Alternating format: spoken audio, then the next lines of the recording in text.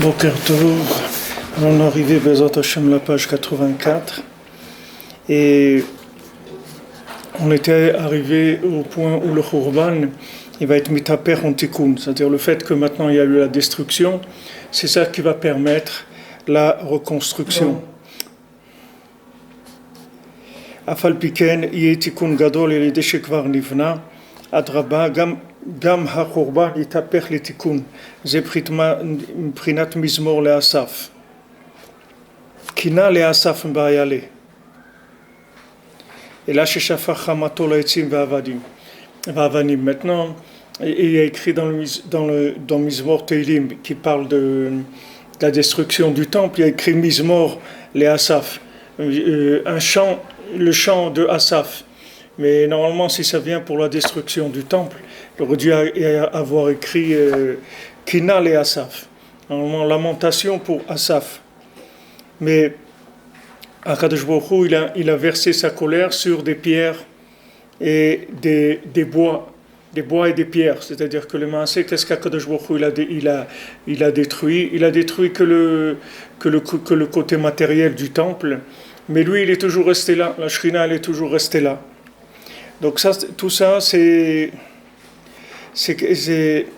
sont des choses qu'il faut prendre à notre niveau, c'est-à-dire que maintenant, chacun doit savoir que à chaque fois qu'il a des héridotes, qu'il a des moments difficiles, où il y a des cassures, il y a des choses qui sont dures, il faut savoir que les Maaseh, il n'y a rien qui change dans son rapport avec Hachem, c'est uniquement maintenant, momentanément, c'est le côté extérieur.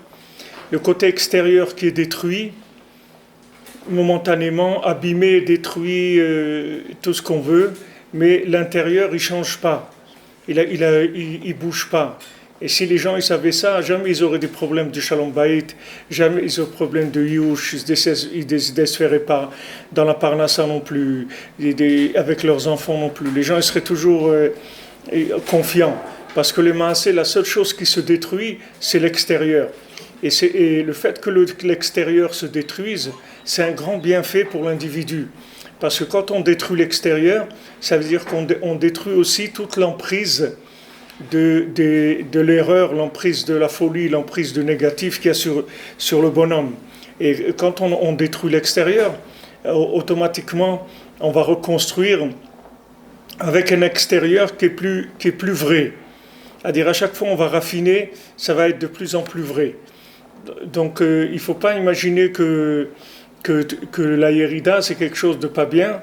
Au contraire, comme on dit que Yerida c'est Tachlit Aliyah, c'est-à-dire que tout le but de la Yerida c'est pour la Aliyah. C'est-à-dire que maintenant chaque fois que tu te sens attaqué, chaque fois que tu te sens qu'on te fait du mal et que tu veux te rapprocher d'Hachem et qu'on ne te laisse pas, ou bien tu t'es rapproché momentanément, ça s'est cassé, ou bien tu as eu des moments agréables dans ton couple, maintenant ça se casse. Et il faut rester tranquille, il ne faut pas s'affoler du tout, parce que toutes ces destructions-là, elles sont que extérieures, mais le fond, il ne change jamais.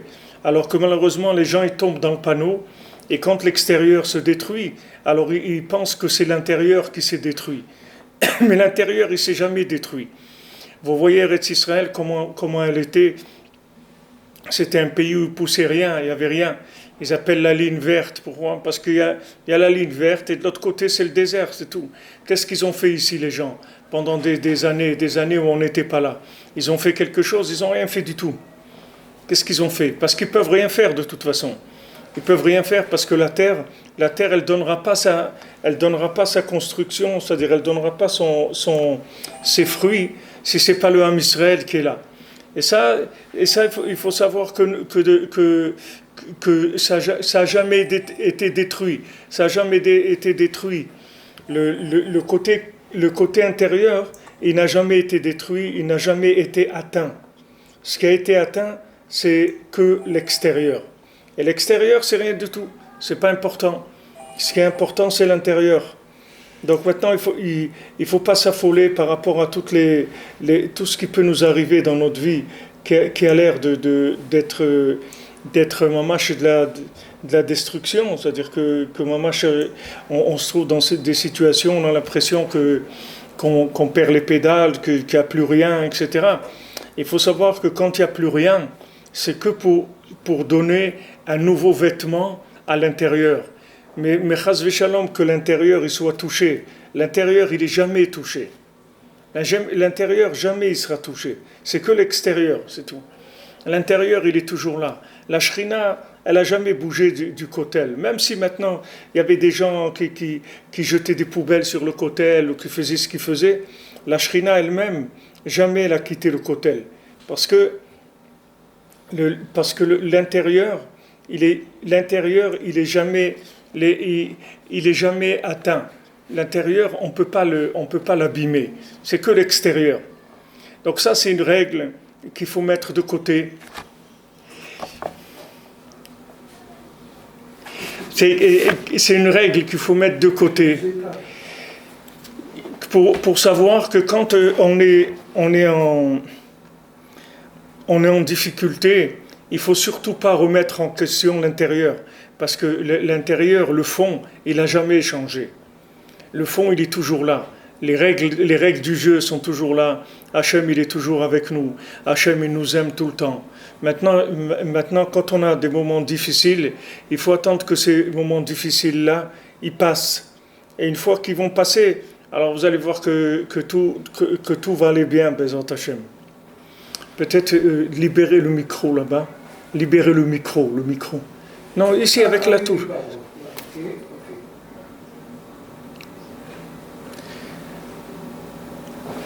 Donc ça c'est ce que nous dit, c'est ce que nous dit ici Rabbi Nathan, c'est n'ayez pas peur. Si vous voyez que maintenant vous êtes attaqué, sachez que c'est que l'extérieur qui est attaqué. L'intérieur, il est protégé. Akadosh Baruch Hu, il protège l'intérieur. Il protège l'intérieur d'Eretz Israël, l'intérieur, l'âme de chacun, le bien qu'il y a dans chacun. Mais seulement,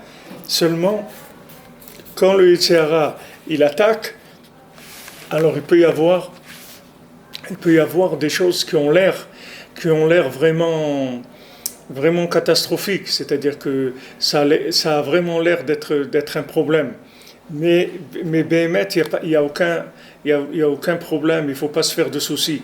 C'est écrit que quand maintenant, le Midrash il dit que quand Avraham Avinu il a fait la Mila, et parce que Yitzhak, il est né de Avraham une fois qu'il a fait la Mila, tandis qu'Ishmaël, il est né de Avraham quand Avraham il n'avait pas fait la Brit Mila.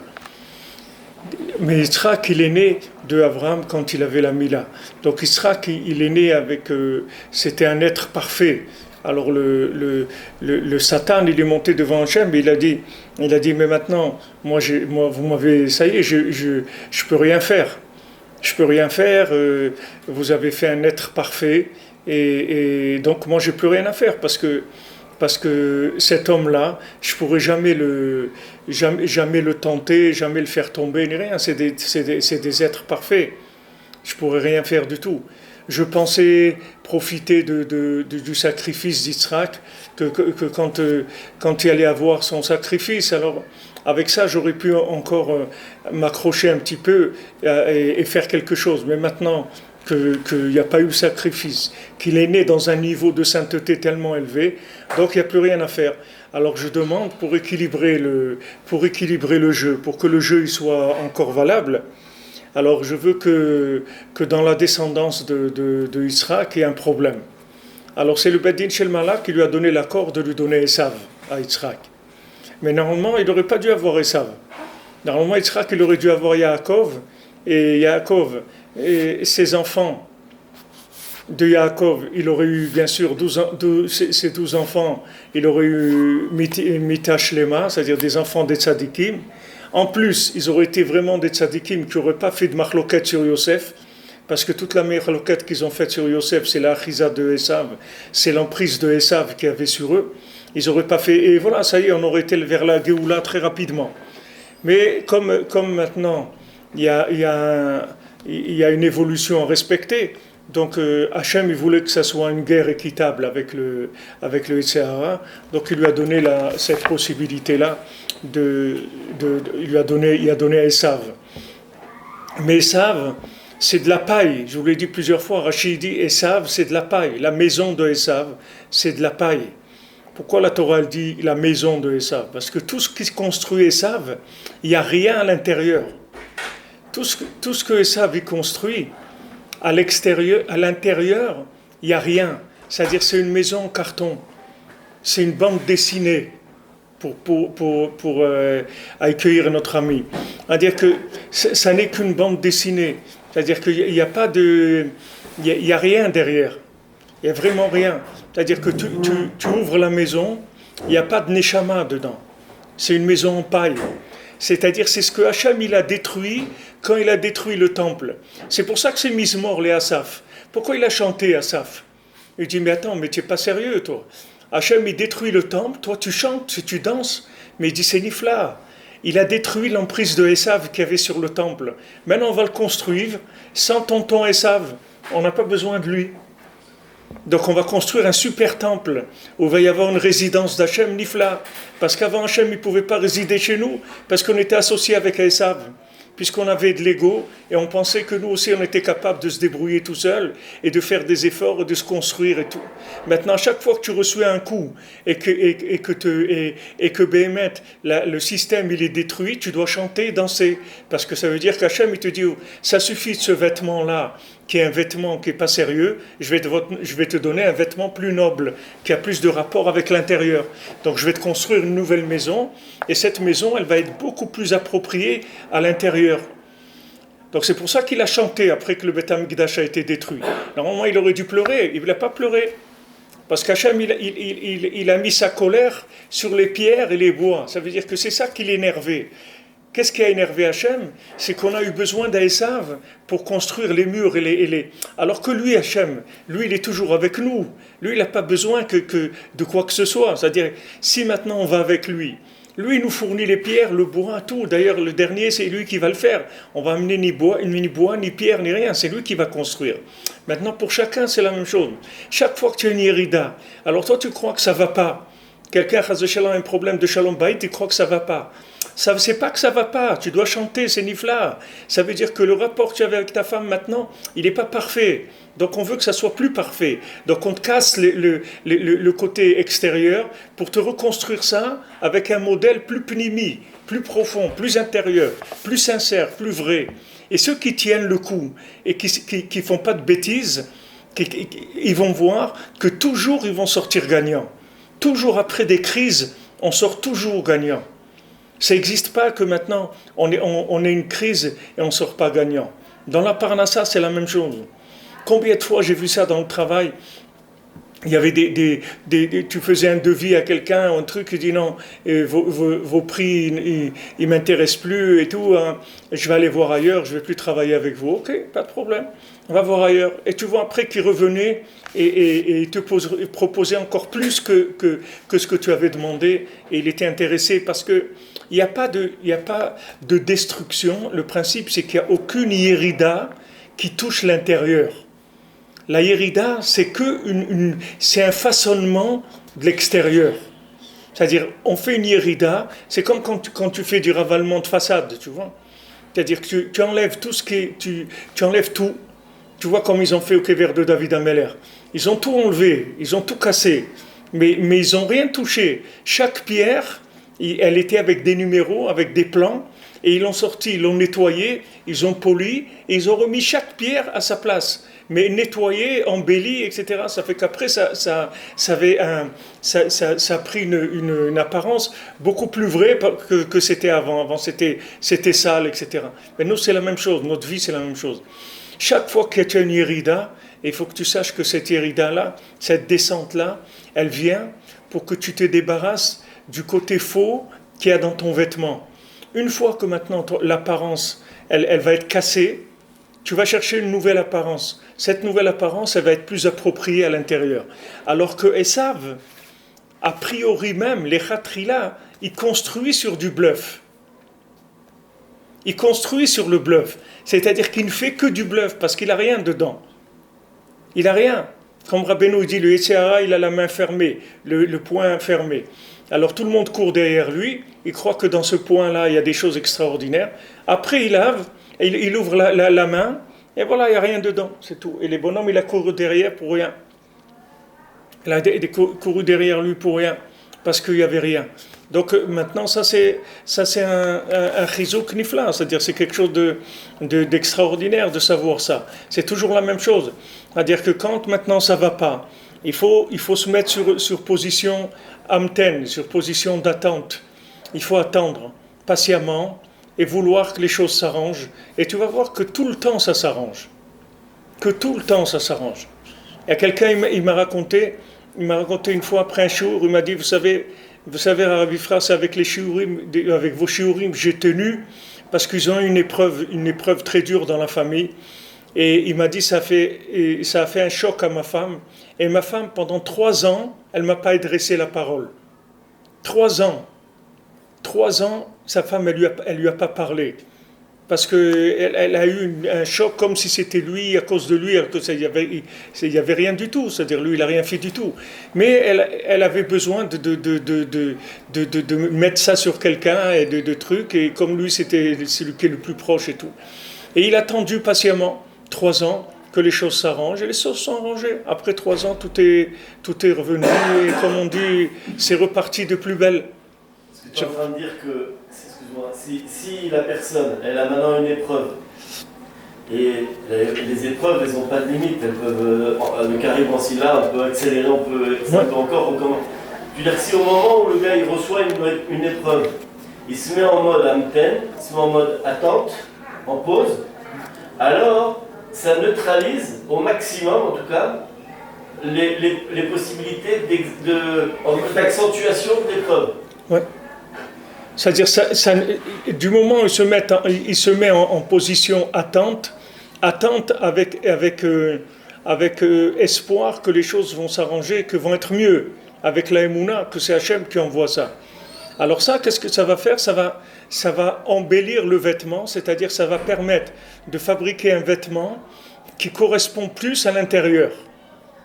Et plus les gens ils sont capables d'avoir des crises et d'attendre que de sortir de la crise, et plus le vêtement qu'il va avoir après, c'est un vêtement qui correspond plus à la neshama, c'est-à-dire à l'intérieur de la chose, à la profondeur de la chose. Et moins le bonhomme, il peut attendre, plus qu'on va être obligé de lui donner un vêtement en préfabriqué, c'est-à-dire un vêtement à jeter, un vêtement jetable. On sera obligé de lui donner un vêtement jetable, parce qu'il n'a pas la force d'attendre. Et à chaque fois qu'il tombe, vite, il faut lui donner un vêtement jetable, sinon il arrête, il lâche tout. Alors on lui donne à chaque fois un vêtement jetable. Mais si le gars, il va avec la Emouna, et attends, il y a des iridotes, des iridotes qui durent des années. Il y a des trucs qui durent des années dans la vie. C'est pas... Il y a des gens qui étaient des grands érudits en Torah, qui étudiaient et tout, et d'un coup, ils ne sont plus arrivés à étudier. Et ils sont restés comme ça 10 ans, 15 ans sans étudier. Et après, ils ont repris. Ils ont repris avec une autre façon complètement de gérer l'étude. Quand Hachem il t'enlève quelque chose, ça veut dire que la façon dont l'approche que tu as de la chose, elle est pas parfaite, elle est loin de la perfection. Et Hachem il veut que tu progresses, donc il t'enlève ton approche extérieure. Mais l'intérieur, le klal, c'est que l'intérieur il est toujours là. Et l'intérieur il se détruit jamais. L'intérieur il existe tout le temps. Et il est toujours vivant, et même quand Eretz Israël, elle était complètement déserte, il y avait toujours la Shrina, il y avait tout. Seulement, elle ne peut pas s'exprimer tant que le Ham Israël ne vient pas. Donc Hachem, il nous a renvoyés pour nous construire une maison parfaite. Il nous a détruit la maison qu'on avait, qui était une soukha, qui était une maison préfabriquée. Le Beth Amikdash, le premier, le deuxième, c'était des maisons préfabriquées. Donc Hachem, il les a détruites parce qu'il veut une véritable maison. Il veut une maison, que les murs ils correspondent à l'âme. C'est ça qu'il veut. Il veut que les rapports, ça soit des rapports vrais, dans un couple, dans une maison, dans la parnassa, dans tout. Les gens ils ont des rapports qui ne sont pas vrais. C'est-à-dire qu'ils ont des rapports extérieurs, ils font de la simulation, enfin un peu du cinéma, des trucs. Hachem, il veut que ça soit vrai. Il veut que ça soit l'expression de l'âme. Il veut que ça soit profond. Donc à chaque fois, il casse le vêtement en préfabriqué. À chaque fois que le gars il s'est fait un vêtement jetable, tac, il lui casse. Parce qu'il ne veut pas un vêtement jetable. Il veut le troisième temple, que ce troisième temple-là, il ne sera jamais détruit. Le troisième temple, il sera éternel. Il ne sera jamais détruit parce qu'il correspondra à l'esprit de la maison. Les murs, ils correspondront à l'esprit. C'est ce qu'Hacham voulait au départ, mais Adam Arishon, il a tout inversé. Avant, tu n'avais pas besoin de goûter le fruit pour savoir ce que c'était un arbre. Tu goûtais le tronc de l'arbre. Le tronc de l'arbre, il avait le goût du fruit. Tout l'arbre, les branches, les feuilles, le tronc, tout avait le goût du fruit. Après, quand Adam Arishon il a fauté, alors il y a eu le fruit, et il y a eu tout ce qui n'est pas le fruit, où tu as perdu les repères avec le fruit. C'est-à-dire, si tu vois un tronc d'arbre, si tu n'es pas un connaisseur, un super connaisseur, tu ne peux pas savoir si c'est un tronc d'arbre d'un pommier, ou d'un poirier, ou d'un oranger, tu ne sais pas. Tu ne peux pas savoir, parce que c'est du bois, c'est tout. Il n'y a pas Adam Arishon, il a créé cette séparation-là, entre l'extérieur et l'intérieur. Alors, et c'est ça aussi le lien de la réduction de la Lune, que la Lune, elle s'est diminuée. C'est le même principe. C'est-à-dire, la Lune, elle s'est diminuée, ça veut dire que maintenant, les repères sur l'extérieur, ils ont baissé. Et Mina Shamaim, je parlais avec quelqu'un hier, et il m'a dit quelque chose que je ne savais pas. Il m'a dit qu'il y a un lien de faire Birkat Alevana, c'est-à-dire qu'on fait la Birkat Alevana, la bénédiction sur la lune, dès qu'on peut, c'est-à-dire d'après le Gaon de Vilna, c'est au bout de 3 jours, d'autres c'est 4, c'est 6, mais dès qu'on peut, on fait. Et il m'a dit, il y a des tzadikim que d'Afka, ils attendent la dernière minute où c'est plus possible de faire, pour qu'elle soit pleine au maximum. C'est-à-dire qu'ils ne font pas avant. Et il m'a dit qu'il y a des tzadikim qui voyageaient, qui faisaient des centaines de kilomètres pour aller à un endroit où ils voyaient la lune de façon parfaite, et ils attendaient le dernier jour, à la dernière minute, juste quand on ne va plus pouvoir le faire, et là ils le faisaient. Quand la lune, elle était presque complètement remplie. Alors, ça veut dire ça, c'est Mantov hier, que la lune, elle a gonflé comme ça. Ouais. C'est-à-dire que l'extérieur, il colle à ce qui apparaît actuellement. Oui, ça veut dire que quand on voit que l'extérieur, comme ça, il grandit de façon inhabituelle et trucs, ça veut dire que la lune, elle prend du pouvoir. C'est-à-dire, elle prend du pouvoir, ça veut dire qu'elle commence à refléter le soleil de façon beaucoup plus grande. Mais Béhémet, quand on dit, nous, que la lune, elle va briller comme le soleil, c'est une image, mais elle va briller plus que le soleil. Parce que la lune, c'est comme Rabbi Nathan. Quand Rabbi nous dit, s'il n'y avait pas Rabbi Nathan, il ne serait rien resté de moi. Ça veut dire quoi? Que Rabbi Nathan, il est plus grand que Rabbi nous, dans le côté révélation. Mais comme le but, c'est la révélation, donc, on a toujours besoin d'un plus petit que soi. Et ça veut dire que si maintenant tu as besoin du plus petit que toi, ça veut dire que le plus petit que toi, il est plus grand que toi. Tu comprends? Par rapport au but. C'est-à-dire que sa lumière, elle va être beaucoup plus grande. C'est pour ça qu'ils ont attaqué Rabbi Nathan plus que Rabbeinu. Rabbi Nathan, il a souffert beaucoup plus que Rabbeinu. David Ameler, il a souffert beaucoup plus que tous les autres. Parce que tout celui qui est un élève, c'est-à-dire qui est un principe lunaire, qui fait de la transmission ou de la retransmission, comme vous voulez, alors il va être beaucoup plus attaqué que celui qui amène l'esprit. Parce que l'esprit, il est là. L'esprit, il est dans le monde. L'esprit d'Hachem, il est là. Mais l'esprit d'Hachem, il est partout. Ce qu'on a besoin, c'est de vêtements, de maisons qui correspondent à cet esprit. C'est ça qu'on a besoin.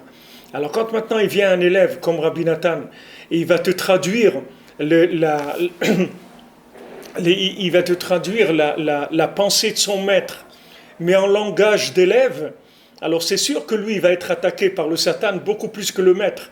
Parce que le maître, le Yetzer Hara, il s'est dit, de toute façon, c'est un tel niveau qu'il n'y a personne qui va accrocher sur ça. C'est un niveau tellement élevé qu'il n'y a personne qui va arriver à comprendre de quoi ça parle. Les gens, ils vont voir Sipurim Masiyot, ils vont rien comprendre. De la même manière qu'un Sheikh Knesset Agdola, ils n'ont rien compris sur le Teilim, et ils ont interdit le Teilim pendant 3 siècles. Ils ont dit que c'était un livre qu'il ne fallait pas lire, c'était interdit, ils l'ont mis à la Gniza. Après seulement 3 siècles, ils se sont dit, ah mais ce livre-là en fait, et attends, après ils ont vu que c'est Kodesh Kodashim, que le Teilim c'est quelque chose de très grand, etc. Mais au début, ils n'avaient pas, du tout de, ils n'ont rien compris parce que hein? Non, mais le Teilim aussi, Shirachirim aussi, mais le Teilim, le Shirachirim, tu peux dire bon, c'est quelque chose de, c'est le plus grand Shir et tout, mais le Teilim, que même Adam Arishon il faisait Teilim, Yaakov Avinu, tous ils faisaient des Teilim, qui l'ont caché. Ça veut dire que maintenant, dès que maintenant il y a une révélation d'un vêtement qui est au-dessus de l'époque, en avance sur l'époque, alors les gens ils attaquent tout de suite parce qu'ils disent ce vêtement il n'est pas vrai, parce qu'ils n'arrivent pas à voir le rapport entre le vêtement et l'intérieur. Alors ça prend du temps. Rabbi Nathan, que lui il a fait un vêtement pour Rabbeinu, il a donné toute sa vie pour que Rabbeinu puisse se diffuser dans le monde. Alors il a été attaqué beaucoup plus que tout le monde. Alors ça, tout ça, il faut que vous habituez à traduire tout le temps au niveau personnel. C'est-à-dire chaque fois que vous allez vous trouver dans des moments où vous allez recevoir un vêtement extraordinaire, c'est-à-dire vous allez recevoir une révélation dans le côté manifestation, dans le côté de la maison, il y a des attaques énormes avant. Il y a des attaques énormes. Énormes, c'est-à-dire on laisse pas faire. Vous voyez, Abraham Avinu, il ne peut pas avoir d'enfant, c'est à la fin de sa vie, une fois qu'il a fait la Brit Mila, et tout c'est là où il a Yitzhak. Mais une vie entière, il n'a pas pu avoir d'enfant. Ça veut dire que quoi? Qu'Abraham Avinu n'était pas proche d'Hachem. Pourquoi il n'a pas eu les... Parce que c'est difficile. Parce que comme c'est vrai, c'est difficile. Plus le vêtement il va correspondre à l'intérieur, et plus ça va être dur de construire, de faire le vêtement, de construire la maison.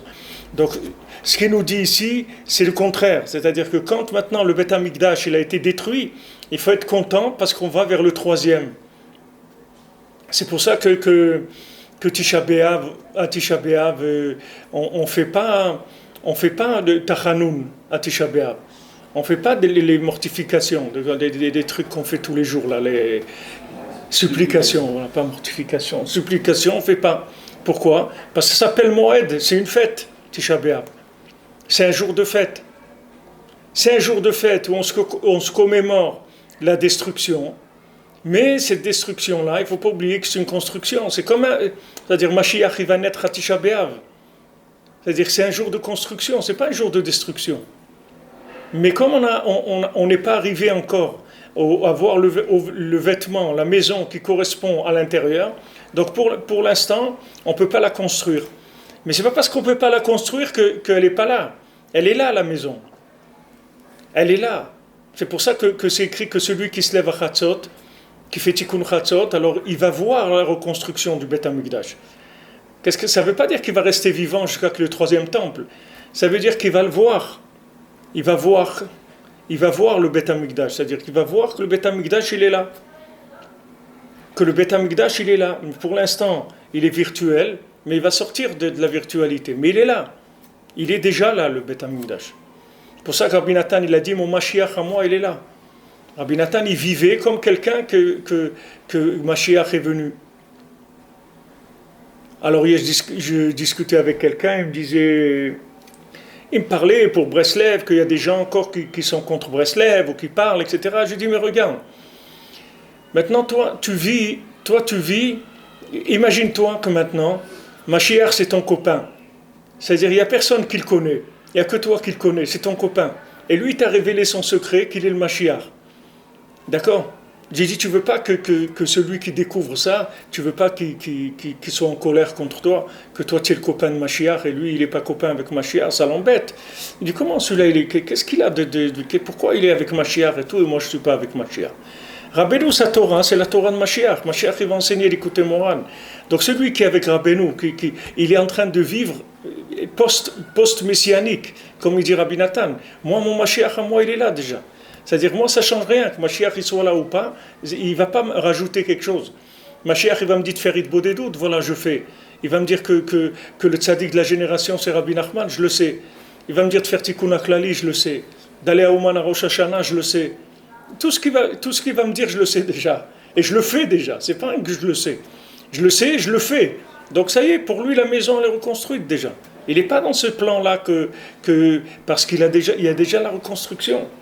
Donc c'est ça ce que ça veut dire qu'ils ont chanté quand le temple il a été détruit. Parce qu'ils ont chanté, ils ont dit, ah maintenant, ça veut dire que le troisième temple, il se construit.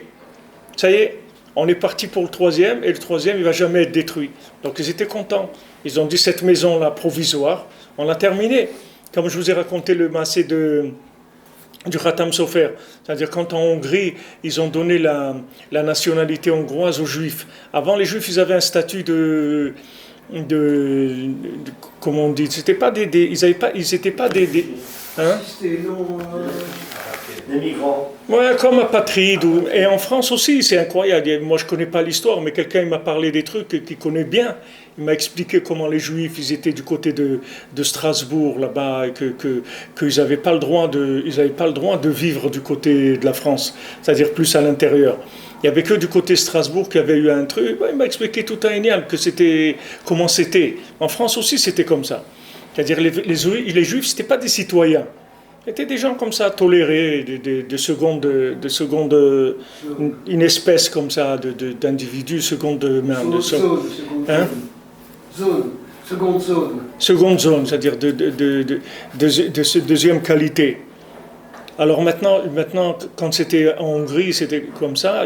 Quand il y a le nouveau gouvernement qui est passé, alors ils ont donné la nationalité hongroise à tout le monde, à tous les Juifs, etc. Alors les Juifs, ils étaient contents, ils allaient avoir les droits à toutes les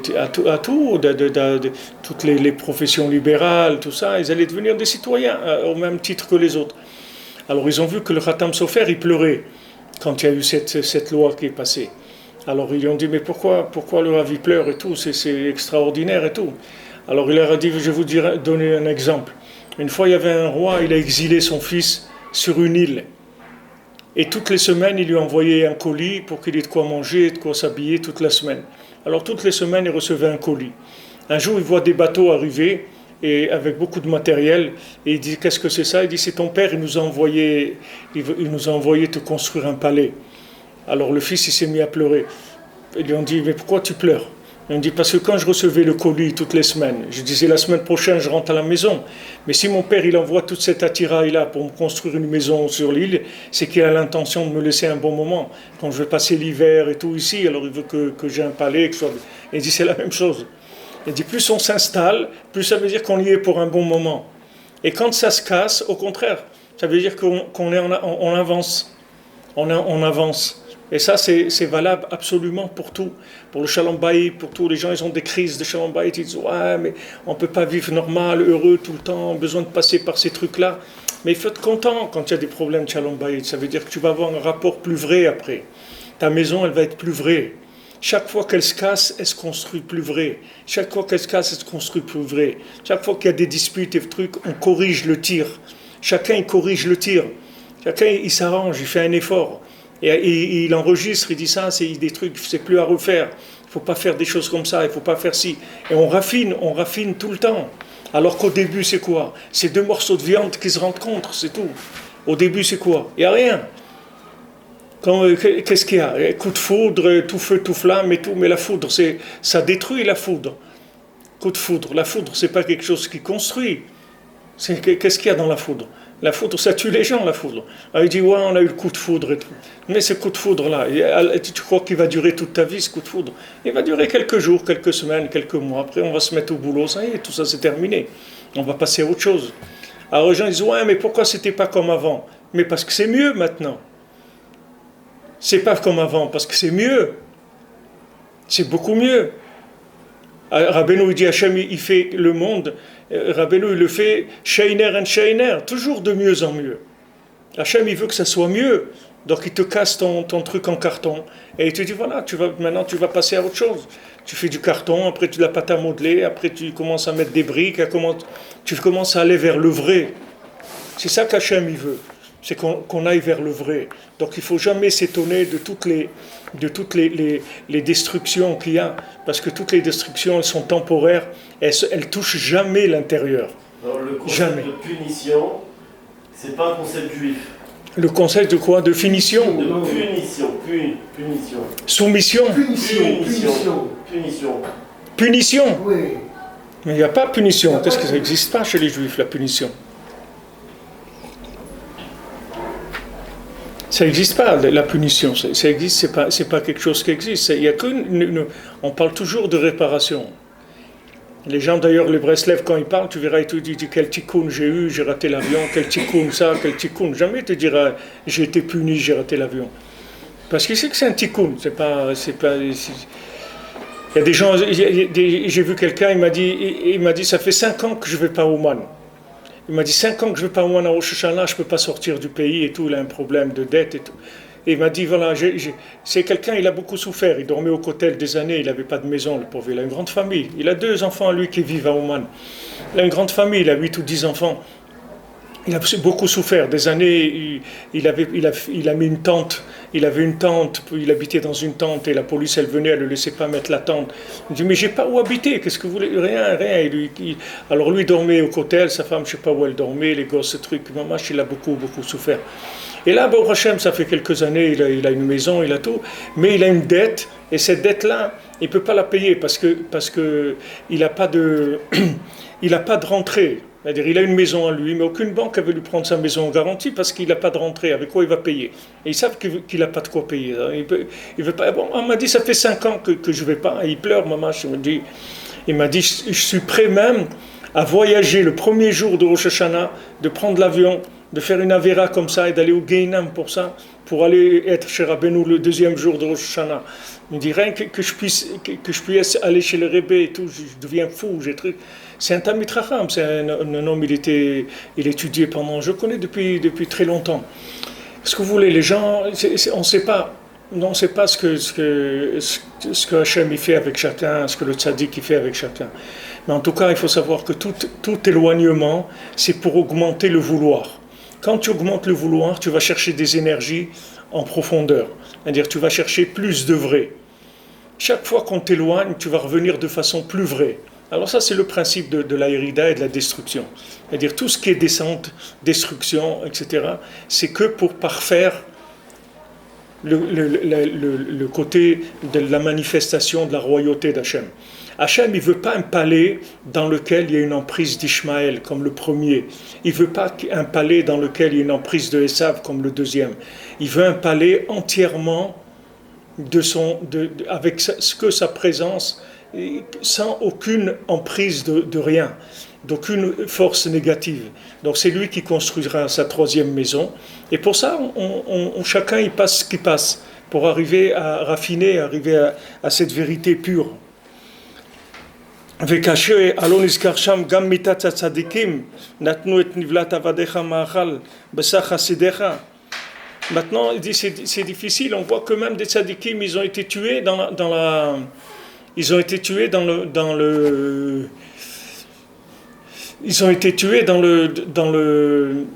la destruction du temple. C'est bon, vous entendez? Allez, c'était parti. Je ne vais pas poser de questions.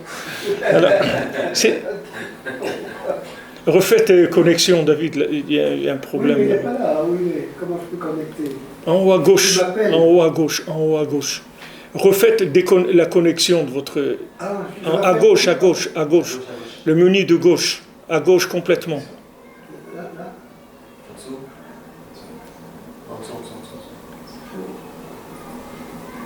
Voilà. En dessous. Plus en dessous. En dessous. En dessous de ça. En dessous. C'est marqué Oru. Non, voilà. Déconnexion, en bas. En bas. Là.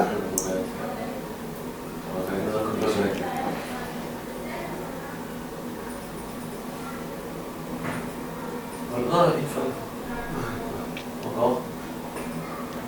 Voilà, c'est tout, attendez.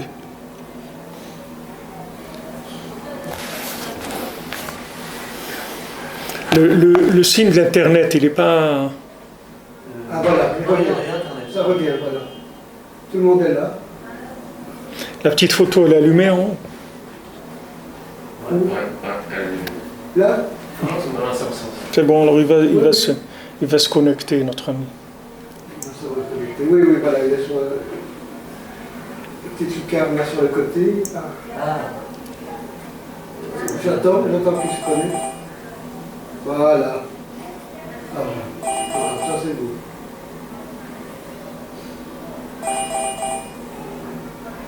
J'appelle là, j'appelle.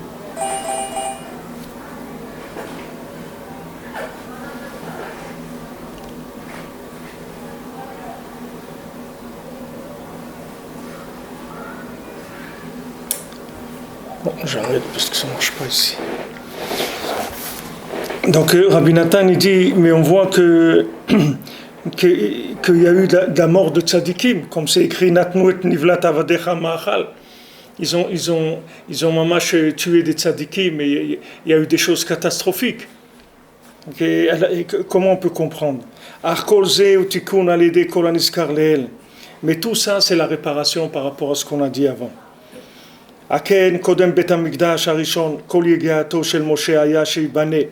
Maintenant, avant le premier temple, alors tout ce qui s'est fatigué, Moshe Rabbeinu, c'est pour que le premier temple soit reconstruit, soit construit, c'est-à-dire pour construire le premier temple. C'est pour ça qu'il n'y a personne qui sait où il est enterré Moshe Rabbeinu, mais Otsem Gdulato, l'onitasek bo et la Kadosh Baruch Hu. Maintenant, tellement il était grand Moshe Rabbeinu, qu'il n'y a personne qui s'est occupé de l'enterrement de Moshe Rabbeinu. C'est Hachem lui-même qui s'en est occupé. Donc tellement il était grand Moshe Rabbeinu. Et nous, on était tellement abîmés qu'on n'a pas pu créer un semblant de récipient d'extérieur qui puisse correspondre au niveau de ce projet-là. Au niveau de ce projet-là, on pouvait pas, on était trop loin. Et maintenant, chacun il doit savoir pour lui c'est la même chose. Pour la Avodat Hashem, pour la prière, pour l'étude, pour la tzedaka, pour Eretz Israël, pour le mariage. Quelqu'un, quand il voit qu'il a des problèmes de Shalom Bayit, il ne doit pas se dire, ouais, ma femme, elle me dit, il doit se dire, comment je suis loin, que je ne peux pas avoir un Shalom Bayit avec un peu de constance pendant 6 mois ou 1 an, avoir un petit peu de tranquillité comme ça et tout. Je suis tellement loin que je suis obligé de passer par des crises sans arrêt pour rectifier le tir, sans arrêt. C'est la même chose. C'est-à-dire, mon cher Rabbeinu, il veut reconstruire. Mon cher Rabbeinu, il veut construire le Beth Amikdash. Hachem, il lui dit, tu ne rentres pas en Eretz Israël. Pourquoi? Il dit, qu'est-ce que je vais te faire? Qu'est-ce qu'on va faire le Beth Amikdash avec cette bande de zigotos là? Qu'est-ce qu'on va faire avec eux? Qu'est-ce qu'on va faire Beth Amikdash avec ces gens-là? Ce qui les intéresse, c'est l'argent, la bouffe, les femmes, les trucs, c'est ça qu'ils cherchent. Qu'est-ce qu'on va faire Beth Amikdash avec ces gens-là? Mais on va rentrer en Eretz Israël, on va faire quoi? Une maison de clowns, on va faire? Qu'est-ce qu'on va faire? Comme ça, je vais construire ma maison, je ne peux pas la construire. Alors tu rentres pas, c'est tout. On construit rien du tout pour l'instant. On va attendre, c'est tout. Et après, il construit le premier en sachant l'Echatrila qui va être détruit. Il sait a priori qu'il va être détruit, mais ça ne fait rien. C'est une tentative déjà. C'est déjà une maison. C'est-à-dire, comme on dit, il y a des choses comme ça dans le monde aussi il y a assez de choses requises pour qu'on puisse commencer le projet. Des fois, il n'y a pas pour le terminer, mais il y a de quoi commencer. Il dit à partir de telle somme ou tel nombre d'adhérents, on lance le projet. Ça veut pas dire qu'on est arrivé. Pour l'instant, on n'est pas arrivé. Donc on fait le premier temple, on fait le deuxième temple, et voilà, c'est des essais. Même la Shoah, ça rentre là-dedans. C'est la même chose que ce qu'il dit ici. Il dit voilà, des sadikim, ils sont morts et il dit tout ça, c'est pour mettre le monde au niveau de pouvoir avoir le troisième temple. Tout ça, c'est pour arriver à ça. Tellement c'est grand et tellement il y avait à réparer. Pourquoi Rabbi Akiva il est mort? Pourquoi tous les 10 Harugé Malchut ils sont morts? Ils sont morts parce qu'ils ont vendu Yosef. Pourquoi ils ont vendu Yosef? Parce qu'il y avait Esav qui est né avec Yaakov. Si Esav n'était pas né avec Yaakov, il n'y aurait pas eu la vente de Yosef. Il n'y aurait pas eu de la galoute comme elle a été, la galoute d'Égypte.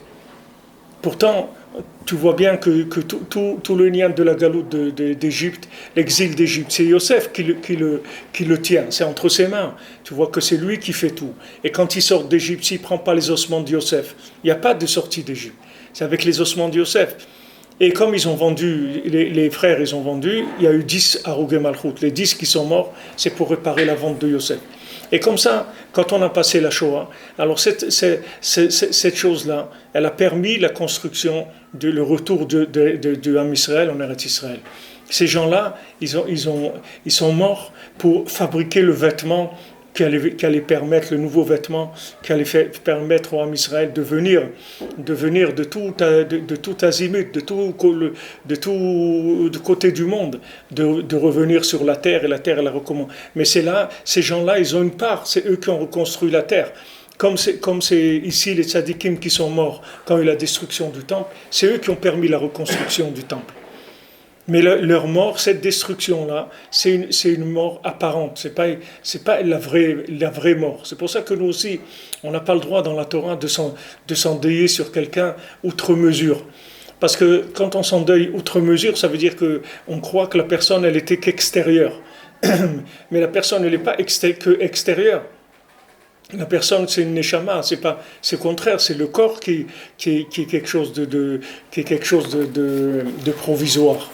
Donc quand on s'endeuille sur quelqu'un, il n'y a pas à s'endeuiller de façon trop longue. La Torah elle a donné des mesures, il y a 7 jours, il y a 30 jours, et après il y a l'année, et c'est terminé après. C'est-à-dire qu'il ne faut pas rester dans un esprit de deuil, parce que la personne elle est montée, elle est dans des mondes qui sont beaucoup mieux que celui-là. Seulement comme il y a une attache aussi extérieure et intérieure, puisqu'elle a construit quelque chose, alors on s'endeuille sur ce qu'elle a construit et qu'elle a laissé, qui va continuer. Mais la personne, elle est toujours active. Elle rentre pas dans un côté passif. Elle est toujours active, la personne. Alors toute la spiritualité, elle fonctionne comme ça. Et il faut pas s'inquiéter d'aucune hérida. Toutes les héridotes qu'il y a, c'est que pour construire, c'est tout. Il y a pas de principe de destruction chez nous. Ça peut pas exister. Ça peut pas. Même quand il y a eu le déluge, le Maboul, c'était pour reconstruire. C'était pas pour détruire. C'est pour reconstruire. Mais il fallait que tout ce côté-là, cette tentative-là, qui soit la première tentative qui a tenu, elle aussi, elle soit reconstruite. Comme les 7 fois qu'Hachem il a créé le monde. Les 6 premières fois, ça n'a pas tenu. Mais ça ne veut pas dire que c'était une destruction pour détruire, c'est une destruction parce que la forme, elle ne pouvait pas encore supporter la lumière d'Hachem. Donc cette forme, elle se détruisait. C'est la même chose pour nous. Toutes les formes chez nous qui se détruisent, ça veut dire que ce sont des formes qui ne sont pas assez parfaites et que maintenant on va passer à une forme beaucoup plus parfaite. Donc cette forme, elle va se détruire. Mais il faut être content quand la forme, elle se détruit. Il faut dire, va au Hachem, on va vers autre chose. Il ne faut pas pleurer. Il n'y a pas un lien de pleurer. Donc tout ça c'est une réparation comme on l'a dit en haut. על כן קודם בבניין בית המקדש הראשון כל ידיעה שמשה היה שיבנה על כן יודע שגבורתו ומצם גדולתו נתעסק בו לקדוש ברוך הוא ומצם פגמנו שאם ידעו גבורתו היה בחינת ריבוי אור שגורם חורבן. Si jamais ils avaient connu la Kvoura de Moshe Rabbeinu, si on savait où il était Moshe Rabbeinu, comme Moshe Rabbeinu il est arrivé à Arnevo, Bonoun, il est arrivé à la 50e pan, on aurait été tous là-bas sur sa tombe et Mashiach serait venu. Maintenant Rabbeinu c'est pareil, Rabbeinu il te dit si tu viens sur ta tombe, tu rapproches le Mashiach. Et pourquoi tout le monde ne va pas sur sa tombe? Ah pourquoi? Parce qu'il y a eu de la machloket. Et cette machloket elle a permis de faire traîner le projet. Et maintenant, le projet, quand il traîne, il peut se construire de façon beaucoup plus avec des récipients. Il va tenir. Le projet, il va tenir. Tandis que si on savait où était la tombe de Moshe Rabbeinu à l'époque, tout le monde aurait été prié là-bas. Lui, il n'aurait pas pu résister. Il aurait fait construire le temple et le temple, il aurait explosé parce que ces gens-là, ils n'étaient pas au niveau d'avoir le temple pour l'instant. Donc on a caché le moyen qui pouvait nous faire obtenir la reconstruction du temple. C'est pour ça aussi que Rabbeinu, il y a eu de la machloket, et pour ça qu'il y a eu le communisme, et pour ça qu'il y a eu des années où on ne pouvait pas aller, etc.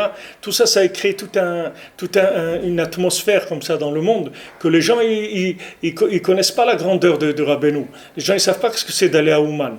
Mais si les gens, ils savaient qu'est-ce que c'est d'aller à Ouman, tous les juifs, ils iraient à Ouman tout de suite, et même les non-juifs. Et Mashiach, il vient tout de suite, on termine. Mais c'est caché. Mais le fait que c'est caché, ça permet aux gens de s'arranger en attendant. Ça permet au monde de progresser et d'arranger le côté extérieur avant qu'il y ait la révélation. Mais quand ça viendra le moment, ça s'ouvrira. Nous, c'est sûr qu'on veut que ça se fasse tout de suite. Mais si ça ne se fait pas tout de suite, ça veut dire que pour l'instant, ça serait dommage de faire un essai qui va pas aboutir. C'est-à-dire maintenant, on ne peut pas. Ça va aboutir. Rabbeinu l'a dit, Gamar Tivei Gmor, je vais terminer. C'est-à-dire, ça y est, on va vers la fin. Et la fin, ça veut dire que ça va se toucher la perfection dans la forme. Et pour ça, il faut passer par pas mal de descentes, de glissades, avant d'arriver à une forme parfaite, Bezant Hashem. Voilà, Be'atzlacha, bonne journée les amis, des bonnes choses, des bonnes Il nouvelles. n'y a pas un problème de. Je veux dire, il y a une idéologie eugéniste comme ça, où Je ne connais pas eugénique, c'est pas ce que c'est moi. Non, il y a Moi je connais génie, la lessive, des génie. idéologies qui veulent détruire pour reconstruire quelque chose. Oui, dans le Baltfila, oui. Dans le Baltfila. Oui, ceux qui sont ennuyés par la mort. Oui. Ouais. Il y en a qui disent que la mort c'est super, puisque.